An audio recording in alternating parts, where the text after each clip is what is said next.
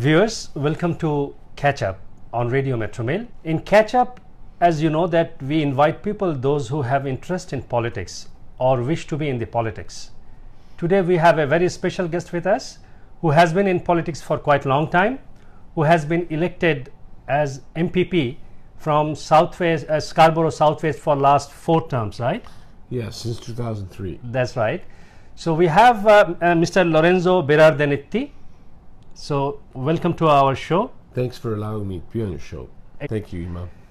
So we will be definitely talking about the election because the advance poll have already started and people started voting, many people, and the final date for the election is on 7th June, just a week ahead, right? Yeah, about 9 days ahead. 8-9 days ahead. Yeah. How is your campaign going for last 1 week? So what are you doing? What is your plan? Well, I've been knocking on a lot of doors and the response has been excellent. In this area that I represent, people know me, as you mentioned earlier. I've been here since 2003 and people like me. Not everybody, but they like me and the response has been exceptionally good for me. So I'm very pleased with people that I speak to on the street, and I like to meet as many people as possible. Okay, so you have been here for last 15 years almost, Yes. from since 2003. Yes. As an elected MPP. Correct. That. So why do you think that people of the Southwest, Scarborough Southwest will vote for you for the 5th time, or they will elect you for the 5th time? Well, I think it's a very excellent question. I'm a community-based politician, and I like to help out the community. For example, there's a hospital in my riding called Providence Healthcare, and I've been able to lobby the government to put in millions of dollars to improve this facility, which is also a long-term care facility and also a facility for people with Alzheimer's and other things as well. But every year I make sure that we get money in the budget to go to that facility. We also have Variety Village in this area. Variety Village is a facility for people that usually they're in wheelchairs, people that cannot walk or have trouble walking, and it's a very large facility with an indoor. I know the place. I used to go there. Yeah. Yeah, very large track and very large swimming pool. So just 2 weeks ago, I announced another $5 million of funding to fix the bathrooms and to fix some other parts of the facility for the people here in Scarborough Southwest. I like doing that. When a school is old, I want to have it rebuilt or have it repaired. I enjoy helping my residents, and I want to continue doing that for at least the next 4 years. Okay, that's great. So when you are meeting, as you said that you are out there in campaigning, canvassing. Yes. So when you're out there, when you're meeting people, yes, what is the one important message that you are giving to them? Well, I've had a good record in power, as you said, but they want a government that is transparent and that doesn't make promises it can't keep. And I like our platform. The Liberal platform is very good. So you said that you have served this community almost 15 years. Yeah. What are the important things or significant things that you have done so far? Okay, I mentioned Providence Healthcare, I mentioned Variety Village. I also want to mention that I passed a bill which became law in 2016 in the legislature here in Ontario, proclaiming the month of March as Bengali Heritage Month. And I'm very proud to have done that because we know that March is a very, very important month for people from Bangladesh.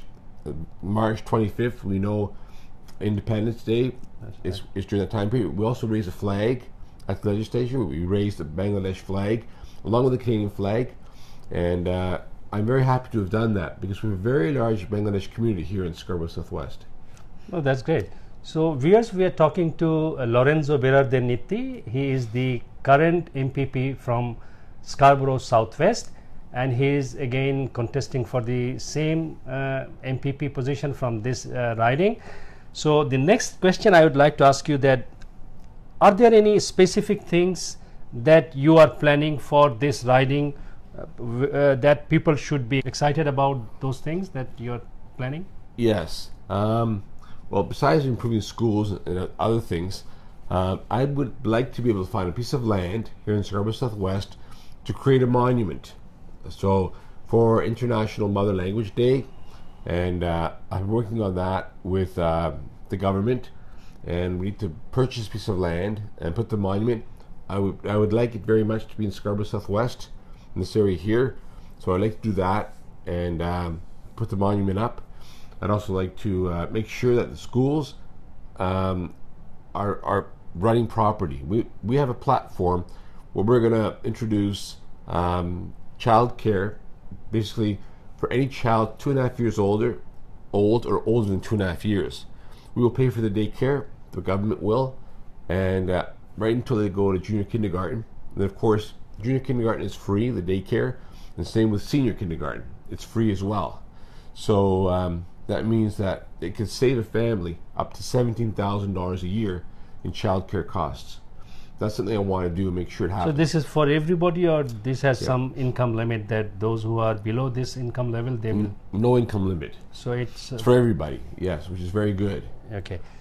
So the other thing, when we talk about the different issues on Ontario, yes, one of the important issue which is quite often talked about is violence against women. Do you think that you have the same issue here in your riding as well? Well, it's all across Ontario. I'm not going to say particularly in Scarborough Southwest, but it's something that our government takes very seriously. The Liberal government takes very seriously. We've enacted legislation to protect women, and we're providing more funding for women's shelters here in Ontario. We have some here in Scarborough Southwest.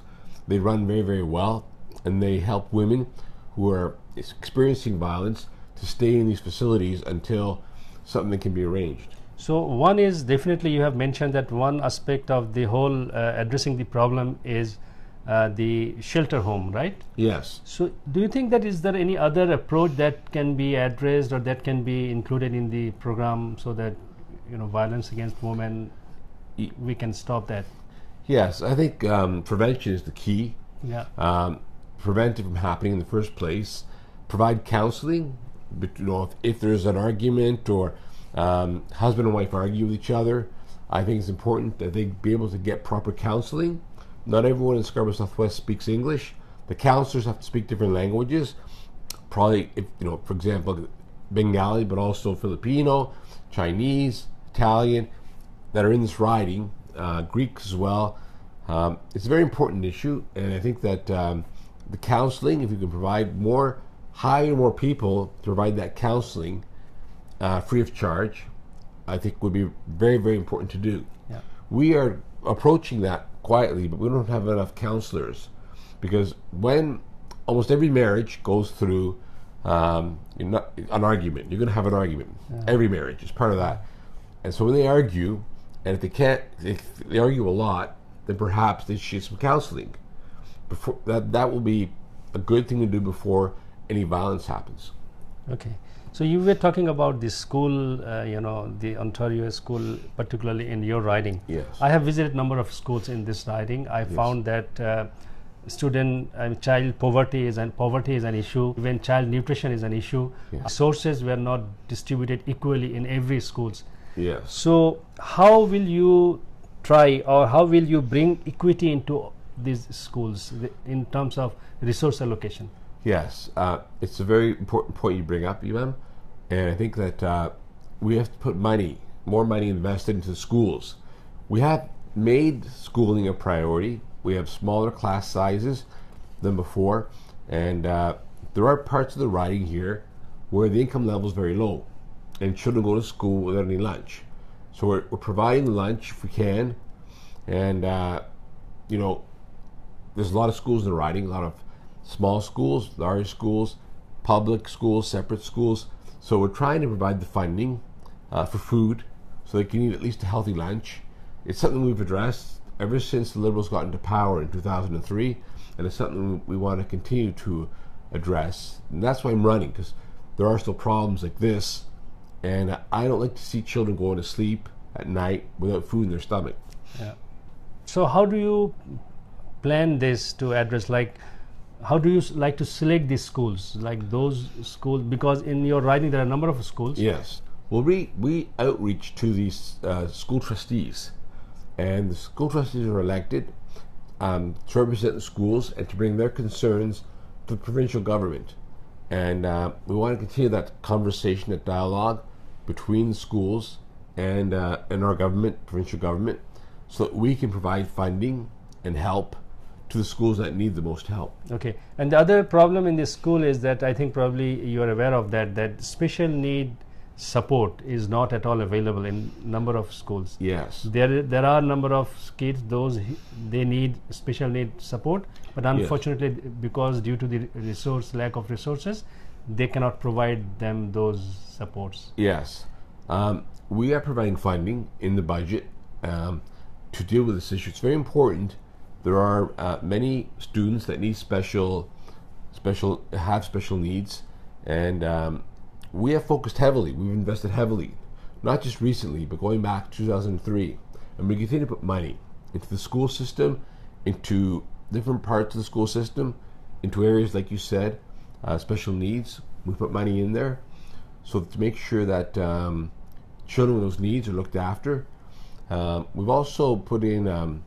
Some people need help in the sense that I've met some students that need special attention. So we have a program in the province called ODSP, Ontario Disability Support Program, for people and children with disabilities.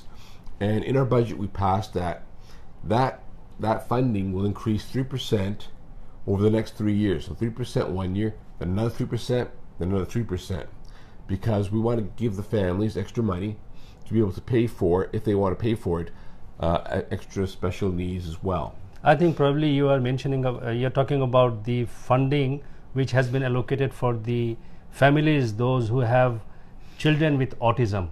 So government has passed that, I think, legislation, and Yes. they have confirmed that funding is there. But Yes. unfortunately, we have got number of information from number of families. They have been promised that they will get this money, Yes. but they haven't yet received any money. It's Yes. for last. Well, some of it passed, and we did the budget back in a few months ago, and the money has to still flow out of the treasury. And if we get reelected, we can use that money and allocate it to special needs family. But it's slowly, we can't do it overnight, like pass the budget and then give the money the next day. It takes a bit of time to do that, Okay. to find the families that need the most help and to give them the money they need. Okay, the health is a big issue in the community. They always, wherever we go, they Yes. talk about the health issue. Our emergency service is not, providing the services as people expected. Long term, long waiting time is an issue. Long term care is an issue. So, how you are planning to address those issues in future? Yes. So we are, in Scarborough Southwest, it is an Asian community. There are a lot of seniors that need help. So one of the things we've done is try to keep some people home by giving them money. So in our budget, when they reach 75, they'll be able to get up to almost $800 in money to provide for services like cleaning the house, or cleaning outside the house or inside, providing other services. We also, for seniors, we also have, we've hired more personal support workers. They come in the house and they shower the elderly people once or twice or three times a week. So we're putting extra money into that, so to make sure that people stay home and don't have to end up in nursing homes. Those that do go to nursing homes, we provide a lot of money to make sure the nursing homes run properly. We've hired more physiotherapists, more doctors to work in these nursing homes to help the elderly. Okay, so the other problem I think probably is affordable housing, as you have mentioned something about that. What strategies do you have to support or to increase the available, to make available affordable housing in the community? Yes, well we've done we passed the bill for rent control. And this includes every rental unit in Scarborough Southwest and in all of Ontario. We've frozen the rent. If the landlord wants to increase it, they have to go through a process, because some people were complaining to us, the government, and even to me as an MPP, saying, my rent keeps going up. Okay. So we passed a bill. It's frozen for all buildings. And so you're talking about the condos and the apartments? Yes. Okay. So the rent cannot go up.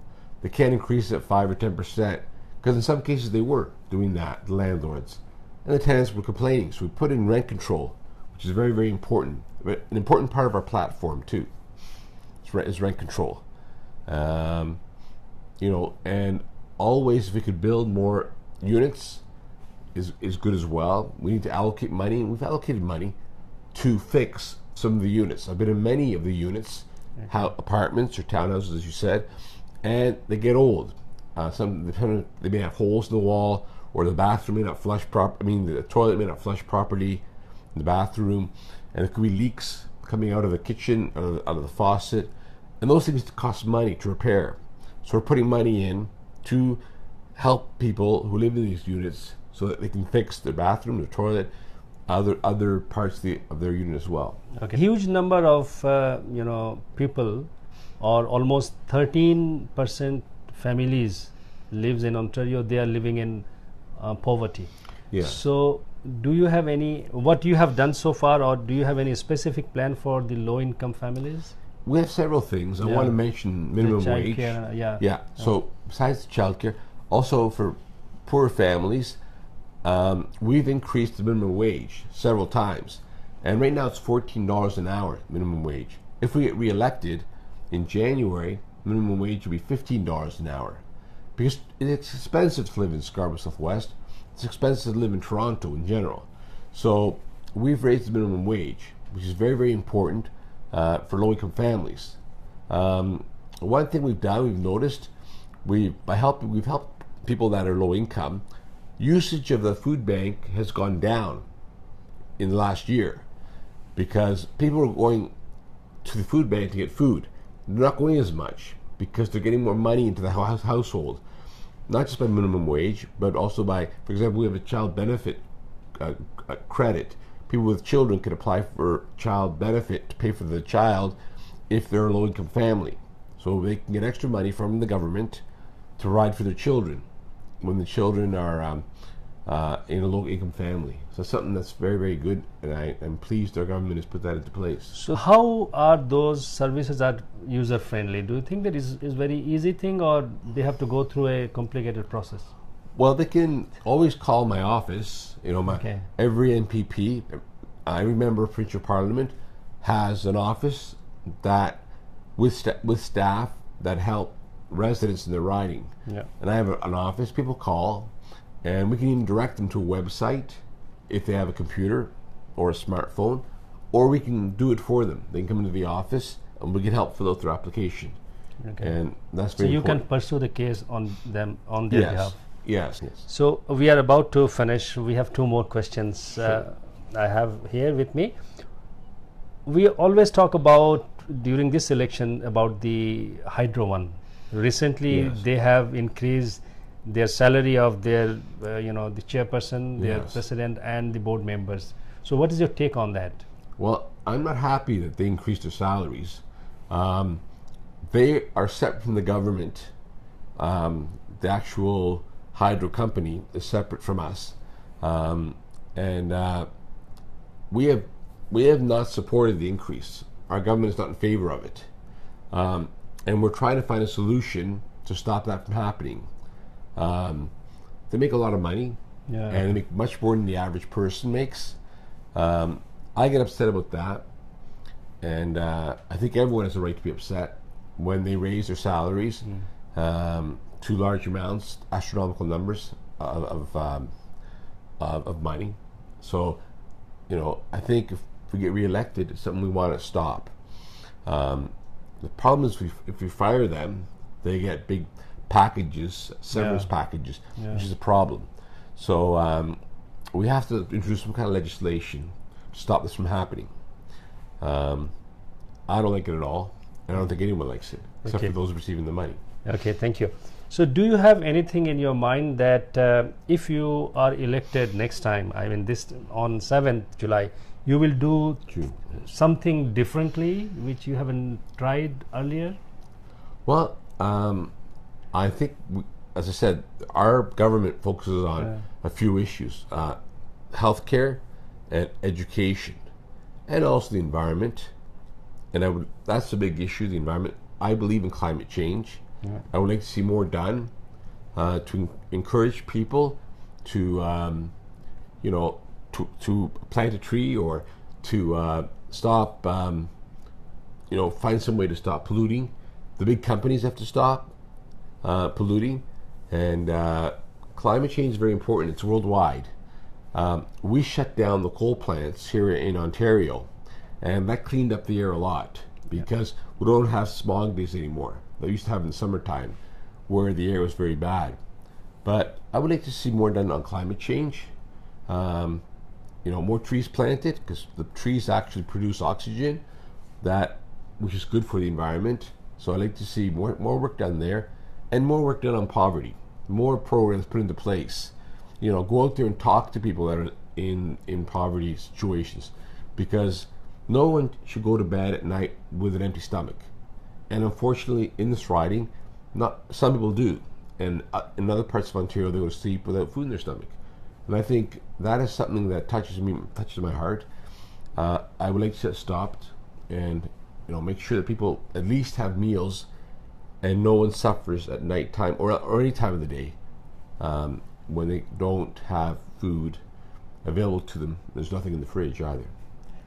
So thank you, Lorenzo. Most of our viewers, our listeners of our Radio Metro Mail, are Canadian Bangladeshi. Yes. Many of them, they speak Bangla.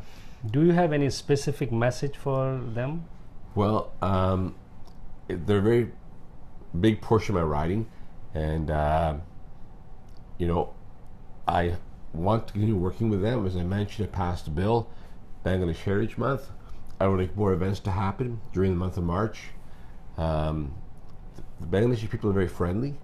The culture is very friendly, and people work in all kinds of. I find people from Bangladesh are involved in every sector of our economy, whether it be banking, or whether it be economists, or whether it be healthcare, or whether it be writers and journalists like yourself. Very unique in what they call the Bangladesh culture, is that people get involved in every field, and they are very proud of their country, which is very good. And I want to continue working with the community, the Bangladesh community, and do much more for them in the future. Okay, thank you very much, Lorenzo. Thank you very much. Viewers, you're watching Catch Up on Radio Metro Mail. We were talking to Mr. Lorenzo Berardinetti. He has been elected as MPP from Scarborough Southwest for last 4 terms. And thank you very much for watching our program. Next episode will bring our new guest. Until then, take care, stay well. Thank you very much.